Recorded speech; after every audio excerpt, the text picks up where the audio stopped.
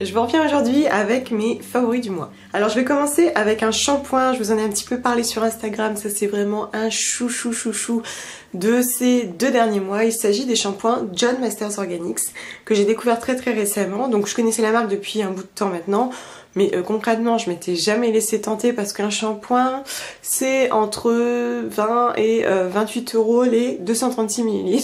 Autant vous dire que moi c'était même pas la peine. À chaque fois je me disais mais si je suis déçue, je vais pleurer d'avoir mis autant d'argent dans un shampoing. Et puis j'avais reçu un bon cadeau de 10 € chez Nocibé et le dernier jour je me suis dit bah allez Audrey, tu vas pas perdre cet argent, au pire tu prends des fleurs de douche. Et je suis allée donc à Euralille, à Lille, et j'ai été très agréablement surprise parce que j'ai découvert qu'il y avait un stand, enfin une gamme donc de produits John Masters Organics. Alors je me suis dit bon ma foi je vais prendre le temps de regarder. Alors j'aime bien parce que en plus je suis arrivée, j'étais trop contente de voir un produit organique, enfin bio, etc. J'ai commencé à regarder et puis la fille elle voyait que je trifouillais sans arrêt. Effectivement il m'avait mis tous les antivols collants sur la composition et donc elle me dit je peux faire quelque chose pour vous. Je dis bah ouais il faudrait me retirer les antivols parce que si je vois pas la composition j'achète pas. Elle m'a retiré donc sur 3-4 produits, elle m'a retiré les antivols. Ouais c'est moi, mais vraiment j'achète pas si je peux pas lire. Là je lui ai dit vous pouvez pas le mettre juste sur le côté, sur le noir par exemple, mais apparemment j'étais la première à demander ça. Bon bref peu importe. Et donc du coup j'ai beaucoup discuté avec elle. Et d'ailleurs elle m'a donné plein d'échantillons et j'ai fini par repartir avec celui pour cheveux normaux à la lavande et au romarin. Alors John Masters Organics est une marque américaine donc fabriquée aux États-Unis.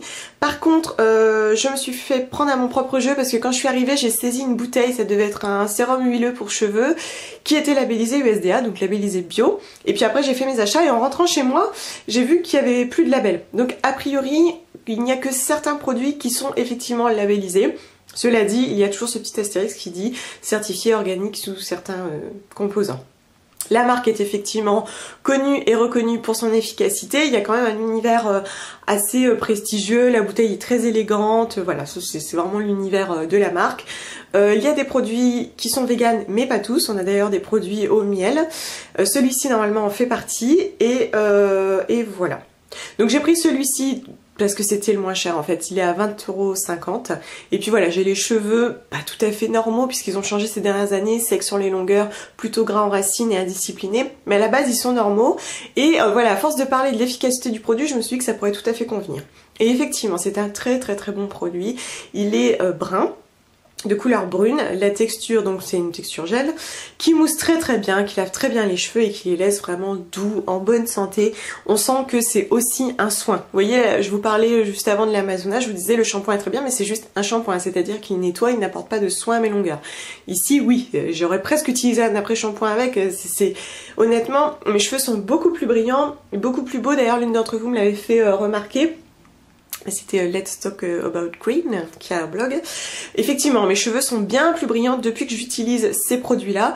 C'est assez bluffant, c'est-à-dire que dès la première utilisation, j'ai tout de suite un joli résultat. En plus, il sent bon. Alors celui-là, il est très bien, mais ce n'est pas mon favori parce que j'hésitais avec celui au zinc et à la sauge. Finalement, donc c'est une bouteille verte, je crois kaki clair si je me trompe pas, qui est opaque. Et j'avais hésité parce que il avait tendance à être préconisé pour les cuirs chevelus irrités, des choses comme ça. Mais quand vous lisez, ils vous disent c'est aussi adapté à tout type de cheveux. Il y a très souvent ça écrit dessus. Et c'est vrai que la vendeuse me disait, pour le coup, je vous le conseille, il est assez exceptionnel. Et puis j'ai fini par partir sur ça. Du coup, elle me l'a donné en échantillon.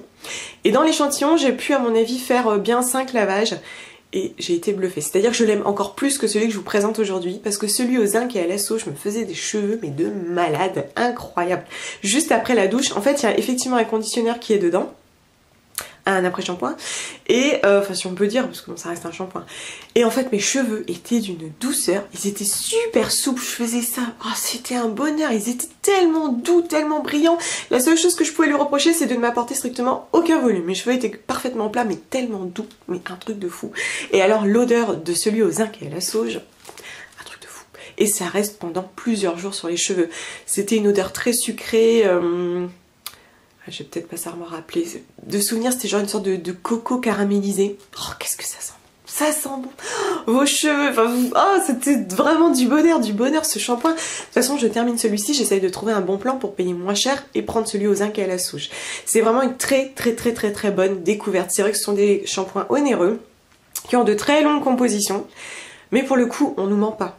Enfin vraiment, en tout cas moi, alors après voilà c'est toujours le risque d'un cheveu à un autre, ça change, mais moi je suis séduite. Ensuite je vous en ai parlé dans mon vlog sur le salon, un blush. Alors c'est le blush de Zao Makeup. Alors Zao Makeup c'est une marque dont je vous ai déjà parlé il y a quelques années, une marque naturelle, bio, qui conditionne donc ses produits dans des packaging en bambou juste jolis, qui sont en plus rechargeables. En fait vous avez un petit trou où vous poussez votre godet et vous pouvez le remplacer, donc n'achetez que la refile.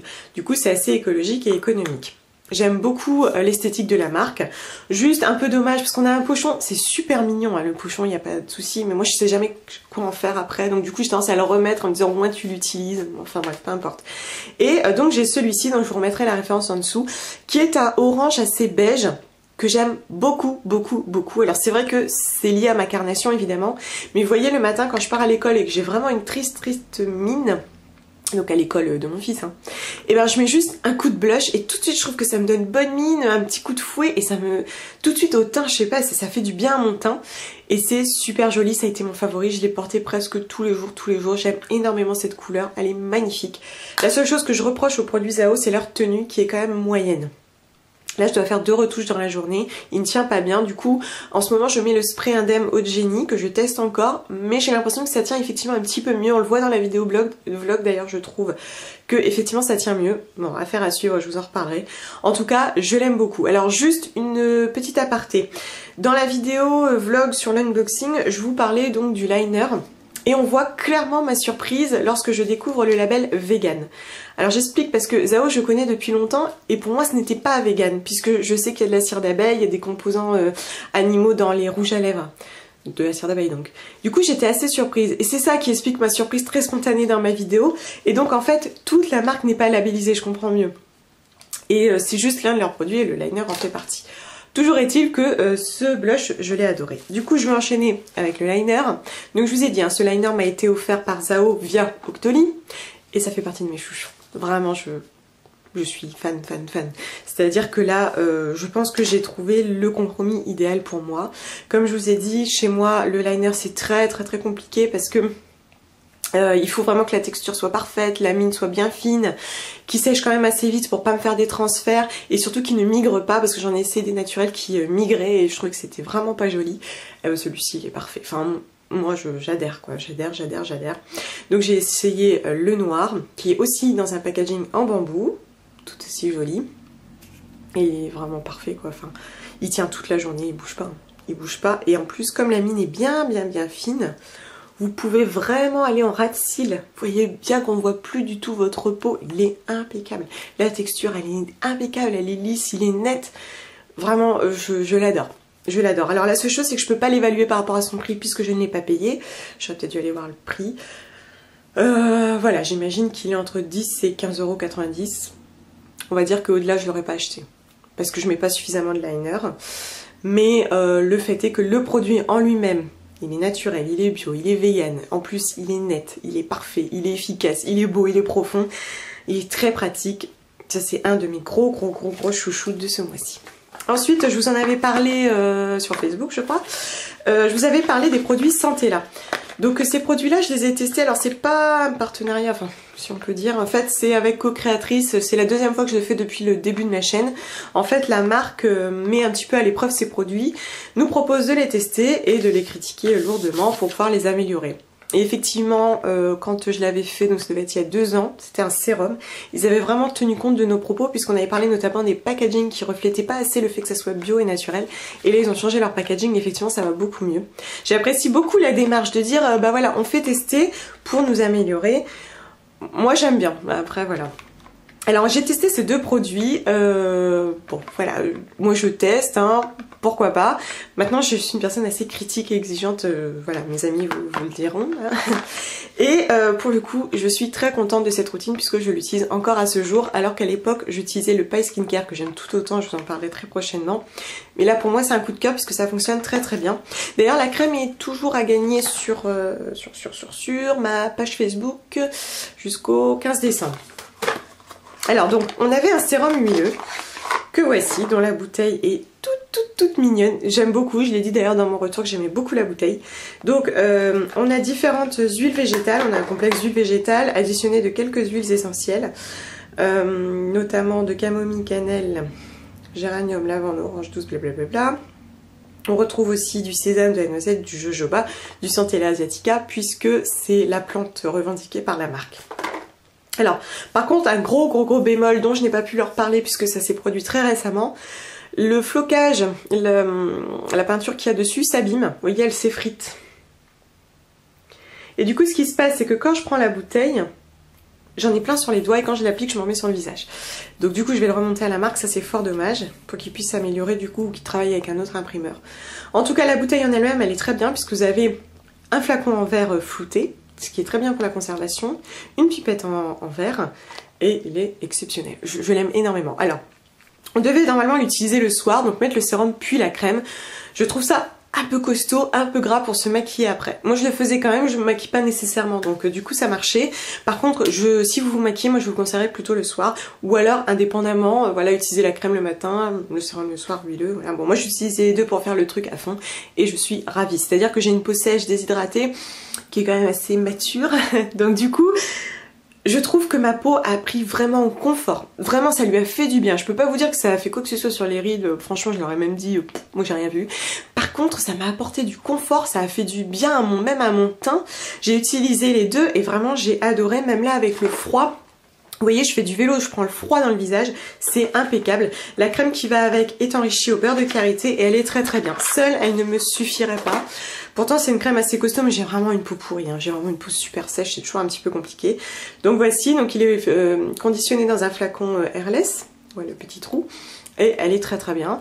J'aime bien la petite odeur assez subtile de l'huile. Voilà, moi je trouve que c'est un combo très sympa. Ce sont des produits assez onéreux puisque il me semble que la crème est à 35 €. Concrètement, je pense pas que je l'aurais acheté à ce prix-là. Mais le combo est intéressant. Et en plus, depuis que je suis sur cette routine, je n'ai plus du tout de boutons. Donc c'est vous dire quoi, j'ai plus rien du tout. Donc moi je pense que j'ai plutôt des boutons, soit parce que j'ai la peau très sèche, donc il produit en excès, soit parce qu'en fait elle est agressée, donc il réagit. Et là je n'ai plus rien. Vous pouvez regarder sur mes vidéos, hein, je n'ai absolument plus rien. Du coup c'est un favori. Et puis je terminerai avec un déodorant que vous avez dû apercevoir aussi sur Instagram, je pense. Donc c'est le Mio Tweet. Donc celui-ci, je l'ai découvert très récemment via la blogueuse dont je vous ai parlé tout à l'heure, qui a créé un site de cosmétiques sains et à moyenne haut de gamme. Et en fait depuis le début, mon préféré c'est le Urban Cowboy, que mon conjoint d'ailleurs utilise parce que c'est également son favori. Comme moi je ne tolère pas du tout le bicarbonate, je réagis très fort au bicarbonate. Je cherche des déodorants naturels, sans cochonnerie, mais sans bicarbonate, ce qui n'est pas si facile que ça à trouver. Du coup le Urban Cowboy me va très bien. En revanche, au bout de 2 sticks, je commence à m'habituer, la formule ne fonctionne plus assez sur les odeurs, du coup il faut que j'alterne. Alors ma bonne découverte c'est celui-ci. Je lui dis merci d'ailleurs à Julie. Donc c'est un déodorant qui effectivement ne contient pas de bicarbonate. On a de l'arrowroot, on a du beurre de karité, on a plusieurs huiles végétales et on a quelques huiles essentielles de... Alors huile essentielle, attendez... Je sais pas sous quelle forme ils l'ont mis. Si, huile essentielle de bergamote, orange, citron, et il est parfait. Donc il se présente dans un pot, la texture est assez épaisse, c'est ce qui fait qu'il faut quand même bien la chauffer pour pouvoir l'appliquer. L'odeur est citronnée, moi je sens fort le citron, ça me fait penser à des petits bonbons au citron. Il faut bien la chauffer pour pouvoir l'appliquer. Et alors ce que j'aime par rapport à tous les déodorants naturels que j'ai pu tester jusqu'ici, c'est qu'ils ne laissent pas de film collant. La plupart me laissent un petit truc collant, c'est light hein, mais vous voyez ça colle un peu. Là ça se transforme un petit peu, ça a fini poudré en fait. Voilà, c'est impeccable. Par contre il fait des petites traces blanches sur les vêtements, ça c'est un peu dommage. Par contre il fonctionne très bien sur les odeurs, je n'ai rien à lui reprocher. Ça c'est aussi une très bonne découverte de ce mois-ci. C'est un produit vegan qui en plus est fait à la main si je ne me trompe pas. Il me convient, du coup c'est un coup de cœur. Voilà, je vous remercie de m'avoir regardé, je vous retrouve très bientôt. En attendant, passez un très beau mois de décembre.